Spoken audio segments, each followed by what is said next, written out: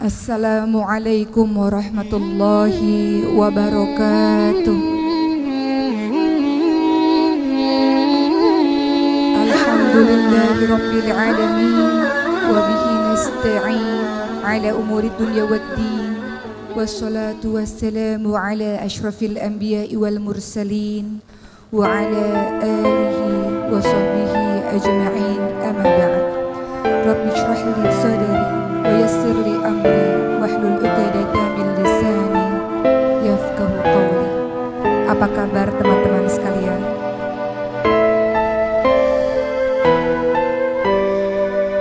Masya Allah, apa kabar jiwanya pada hari ini? Apa kabar iman pada hari ini? Sudahkah terisi dengan membaca ayat suci Al-Quran di qiyamul lail malam atau di pagi hari tadi?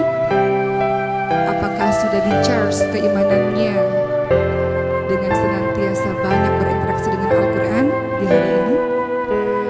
Teman-teman sekalian, ada banyak kisah mengenai para sahabat-sahabat Nabi yang berhijrah di jalan Allah Subhanahu wa taala. Membicarakan mengenai hijrah, mungkin di kepala kita langsung teringat tentang kisahnya Umar bin Khattab radhiyallahu anhu. Mungkin teringat akan kisahnya Mus'ab bin Umair radhiyallahu anhu. Mungkin teringat akan kisahnya Sa'ad bin Abi Waqqas radhiyallahu anhu. Atau mungkin dengan sahabat-sahabat lain. Namun hari ini saya ingin menceritakan sebuah kisah seorang tokoh yang sangat menginspirasi kita dalam proses hijrahnya yang sangat luar biasa. Namanya adalah Abdurrahman bin Auf radhiyallahu anhu. Mengenal kata Abdurrahman bin Auf, yang ada di kepala kita adalah seorang konglomerat yang sangat kaya raya. Abdurrahman bin Auf lahir 10 tahun setelah kelahiran Rasulullah SAW dan termasuk di antara salah satu sahabat Rasul yang paling awal masuk ke dalam agama Islam atau kita kenal dengan nama As-Sabiqun Al-Awwalun, bersamaan dengan sahabat-sahabat lainnya lewat tangan atau lewat dakwah dari Abu Bakar As-Siddiq radhiyallahu anhu. Beberapa orang yang termasuk dalam golongan As-Sabiqun Al-Awwalun atau yang termasuk golongan orang-orang yang pertama kali masuk Islam selain Abu Bakar As-Siddiq radhiyallahu anhu, selain Khadijah binti Khuwailid radhiyallahu anha, selain Ali bin Abi Thalib, selain Zaid bin Harithah, selain Ummu Aiman, juga sahabat-sahabat lain seperti Abdurrahman bin Auf, Talhah bin Ubaidillah, Sa'ad bin Abi Waqqas, Abu Ubaidah bin Jarrah, dan masih banyak lagi. Bagaimanakah kisah Abdurrahman bin Auf menginspirasi hidup kita teman-teman sekalian? Ketika beliau pada akhirnya memasuki agama Allah Subhanahu wa taala, berhijrahnya secara secara menyeluruh. Tidak berhijrah secara setengah-setengah. Tidak mengambil ini aku mau lakukan, ini aku tidak mau lakukan, tidak. Beliau berhijrah bersama dengan beberapa sahabat lainnya ke Habasyah, sampai kemudian beliau berhijrah menuju ke kota Yaman pada tanggal atau tahun 13 kenabian. Proses hijrah inilah yang menginspirasi hidup kita. Beliau kaya raya luar biasa, harta kekayaan sangat banyak. Ketika beliau hendak menuju ke Yathrib Madinah, orang-orang kafir Quraisy menghadang Abdurrahman bin Auf dengan mengatakan, "Engkau boleh pergi untuk menuju ke Yathrib Madinah, tapi seluruh hartamu akan kami rampas. Atau engkau tinggal di kota Madinah, engkau tetap hidup dengan kekayaan yang berlimpah." Maka tentu saja apa yang dikatakan oleh Abdurrahman bin Auf, tentu aku akan tetap pergi berhijrah walaupun aku menjadi jatuh miskin sekalipun. Hal ini juga ditanyakan kepada para keluarga dan istri dari Abdurrahman bin Auf. Kalau kalian mau menuju ke Madinah, kalian jatuh miskin, seluruh harta kami ambil. Tapi kalau kalian tetap berada di kota Mekah dengan agama lama kalian, kalian bisa hidup enak seperti ini. Sayangnya keluarga dan istri Abdurrahman bin Auf hendak tetap tinggal di kota Mekah, sehingga Abdurrahman bin Auf pergi menuju ke Yathrib Madinah tanpa istri dan keluarga. Kehilangan harta kekayaan yang banyak, kehilangan istri dan keluarganya, pergi demi kecintaannya kepada Allah dan Rasulnya, pergi untuk membuktikan hijrahnya memang secara kafah, secara menyeluruh, pergi ke Yathrib Madinah untuk membuktikan Allah dan Rasulnya lebih dicintai daripada yang lain-lainnya. Maka sampai di kota Yathrib Madinah dalam keadaan tidak memiliki harta. Hartanya adalah baju yang dipakainya saja. Kemudian Rasulullah mempersaudarakan antara orang-orang muhajirin, orang Mekah yang berhijrah, dengan orang-orang yang Yathrib Madinah, atau kita sebut dengan orang-orang Ansor. Orang Ansor atau kaum Ansor yang paling kaya raya di Yathrib Madinah namanya adalah Sa'ad bin Rabi' al-Ansari radhiyallahu anhu. Kaya raya. Kemudian Sa'ad bin Rabi' radhiyallahu anhu mengatakan kepada Abdurrahman bin Auf, "Wahai Abdurrahman, hartaku sangat banyak dan aku punya 2 orang istri. Saya tahu kamu jatuh miskin dan sendirian. Oleh karena itu saya berikan setengah harta saya untuk menolongmu, dan saya ceraikan 1 istri saya, istri yang baik, istri yang salihah. Tunggu masa iddahnya, setelah itu engkau bisa menikah dengannya untuk menemani hari-harimu." Apa yang dikatakan oleh Abdurrahman bin Auf dengan kebaikan yang diberikan oleh sahabat orang Ansor ini? Apa jawaban beliau? "Semoga Allah memberkahi dirimu, semoga Allah berkahi hartamu, semoga Allah memberkahi keluargamu. Cukup tunjuki saja kepada saya di mana jalan menuju ke pasar." Beliau menghargai kebaikan yang telah diberikan oleh Sa'ad bin Rabi', tapi beliau tidak ingin bergantung kepada orang lain. Beliau ingin berdiri di atas kakinya sendiri. Maka kemudian beliau menuju ke pasar, ke pusat bisnis yang ada di kota Madinah, dan beliau mulai berdagang tanpa modal. Beliau mencari peluang apa yang kira-kira bisa saya lakukan untuk menghasilkan, agar dengan penghasilan tersebut beliau bisa berdiri di atas kaki sendiri, tidak meminta-minta, bahkan mungkin harta yang dimiliki bisa untuk membantu agama Allah Subhanahu wa taala. Maka beliau mulai berpikir apa yang bisa dilakukan. Salah satu yang beliau lakukan adalah menjual barang dagangan milik orang lain. Dan tak perlu waktu yang sangat lama, Abdurrahman bin Auf diberikan kelebihan oleh Allah. Apapun yang disentuhnya seolah-olah bisa berubah menjadi emas, saking hebatnya beliau dalam berdagang. Maka dalam waktu yang cepat Abdurrahman bin Auf bisa mengembalikan pundi-pundi kekayaannya karena keahlian bisnis yang sangat luar biasa.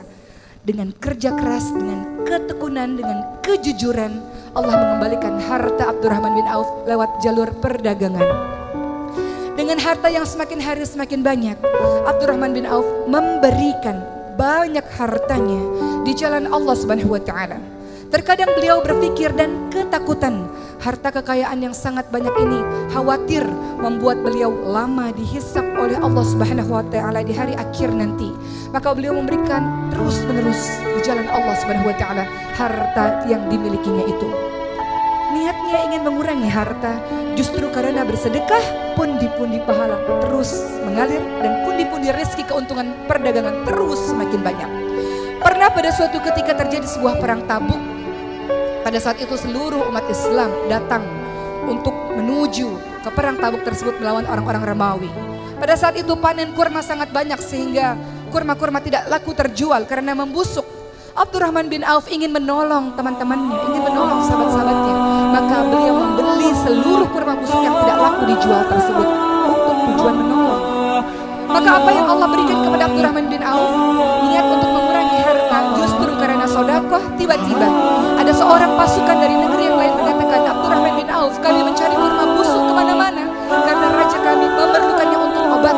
Kami beli dengan harga yang sangat tinggi." Ternyata mendapatkan keuntungan yang berlipat. Pernah pada suatu ketika saat Rasulullah SAW telah wafat, teman-teman sekalian, pada suatu ketika di kota Madinah yang tenang, tiba-tiba debu naik ke atas langit, tiba-tiba terdengar gegap gempita yang sangat luar biasa sampai semua orang keluar dari rumah dan mengatakan, "Apa ini? Siapa yang datang? Kenapa terjadi heboh seperti ini, ramai seperti ini?" Lalu seseorang berkata kepada Aisyah, istri Rasul, "Itulah 700 kafilah dagang milik Abdurrahman bin Auf.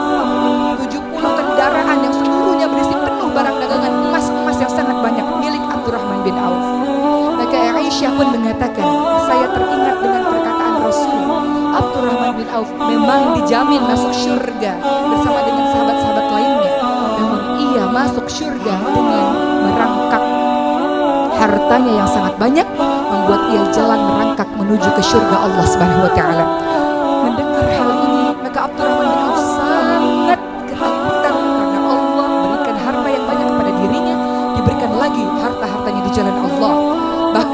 Abdurrahman bin Auf pada saat itu memberikan setiap orang yang ikut dalam perang Badar 400 dirham setiap orang. Utsman bin Affan, orang yang kaya raya saja, menerima pemberian dari Abdurrahman bin Auf.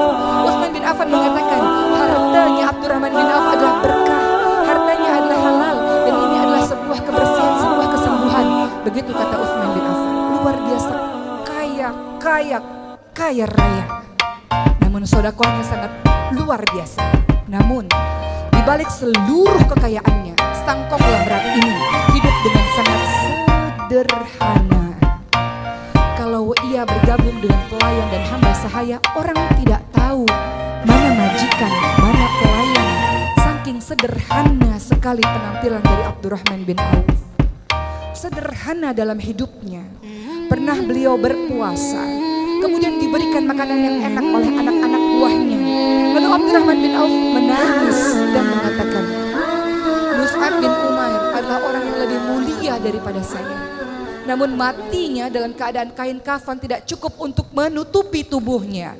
Ditarik ke kepalanya terlihat kakinya, ditarik kain kafan ke kakinya terlihat kepalanya. Hidupnya miskin seperti itu, padahal beliau adalah orang yang sangat mulia. Hamzah bin Abdul Muthalib orang mulia, cuma matinya, wafatnya juga dalam keadaan tidak berharta, dalam keadaan mengenaskan dalam perang Uhud. Rasulullah di detik-detik wafatnya juga bersama dengan keluarganya tidak pernah memakan makanan yang enak. Saya khawatir kebaikan ini disegerakan oleh Allah di dunia, kenikmatan ini disegerakan oleh Allah di dunia, sedangkan saya tidak tahu bagaimana kedudukan saya nanti di hari akhir. Jadi beliau menangis ketika harta kekayaan makanan enak diberikan di hadapannya, takut luar biasa. Abdurrahman bin Auf bukan orang sembarangan. Tidak hanya sekedar konglomerat, beliau adalah orang yang juga ikut berperang di jalan Allah. Beliau ikut perang Badar, beliau ikut perang Uhud, beliau ikut seluruh peperangan yang dilakukan oleh Rasulullah SAW. Tidak hanya ikut berperang, tapi beliau juga adalah orang yang senantiasa berdakwah, mengajak orang lain kepada agama Allah Subhanahu wa taala. Pada saat zaman Umar bin Khattab mengumpulkan beberapa sahabat, 6 orang untuk menjadi pengganti setelah nanti beliau wafat. Salah satunya adalah Abdurrahman bin Auf, dan seluruh sahabat menunjuk Abdurrahman bin Auf yang paling layak menggantikan Umar bin Khattab. Apa kata Abdurrahman bin Auf? Saya mengundurkan diri untuk menjadi salah satu calon dari khalifah. Beliau tidak mau. Beliau merasa sahabat-sahabatnya jauh lebih mulia dibanding dengan dirinya, walau semua orang menunjuk kepada dirinya. Beliau mengundurkan diri, dan kemudian para sahabat mengangkatnya menjadi seorang hakim. Yang apabila Abdurrahman bin Auf menunjuk seseorang, maka para sahabat pun akan mengikuti perkataan dari Abdurrahman bin Auf. Maka Abdurrahman bin Auf menunjuk Utsman bin Affan untuk menjadi pengganti dari Umar bin Khattab, dan para sahabat pun setuju dengan pilihan sahabat yang mulia ini. Waktu terus berjalan sampai usia ke-75 tahun di detik-detik wafatnya. Aisyah datang kepada Abdurrahman bin Auf dan memberikan sebuah penawaran yang tidak pernah Aisyah katakan kepada sahabat yang lain. Wahai Abdurrahman, kalau engkau nanti kembali kepada Allah, jenazahmu akan dimakamkan bersebelahan dengan Rasulullah, bersebelahan dengan Abu Bakar, bersebelahan dengan Umar bin Khattab radhiyallahu anhu. Saking mulianya orang ini. Lalu Abdurrahman bin Auf mengatakan, tidak ya Aisyah, aku merasa tidak pantas disandingkan dengan sahabat-sahabat yang mulia. Biarkan aku dimakamkan bersebelahan dengan sahabatku Utsman bin Maz'un, sahabatku. Biarkan aku dimakamkan di tempat yang lain saja, tidak berdampingan dengan Rasulullah Umar maupun Abu Bakar radhiyallahu anhu. Dan beliau wafat dalam keadaan sebagai orang yang namanya dikenang sepanjang masa hingga hari ini. Abdurrahman bin Auf mungkin tidak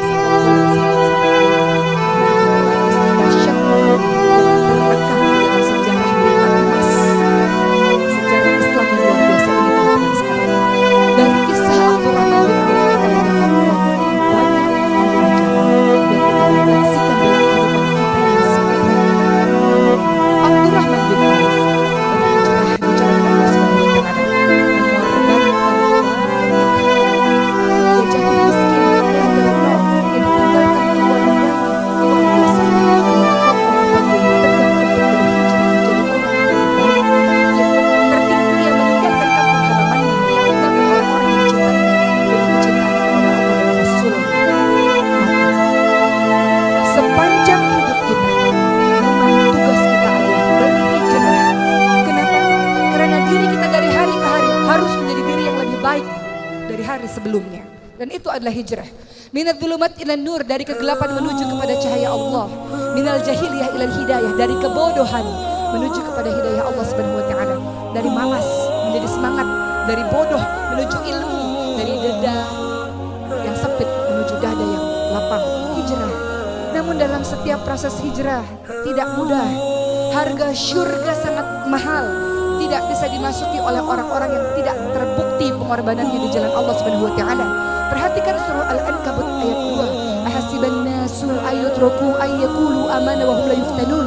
Apakah kamu semua mengira akan dibiarkan begitu saja ketika mengatakan saya beriman, saya berhijrah, saya jadi orang baik, saya mau menjadi orang yang lebih taat, sementara kamu semua tidak diuji. Begitu kata Allah. Maka Allah akan memberikan berbagai macam ujian di dalam kehidupan kita, dalam proses kita ingin menjadi orang yang lebih baik. وَلَنَبَلُوَنَّكُمْ بِشَيْءٍ مِنَ الْخَوْفِ وَالْجُوعِ وَنَقْصٍ مِنَ الْأَمْوَالِ وَالْأَنْفُسِ وَالثَّمَرَاتِ وَبَشِّرِ الصَّابِرِينَ.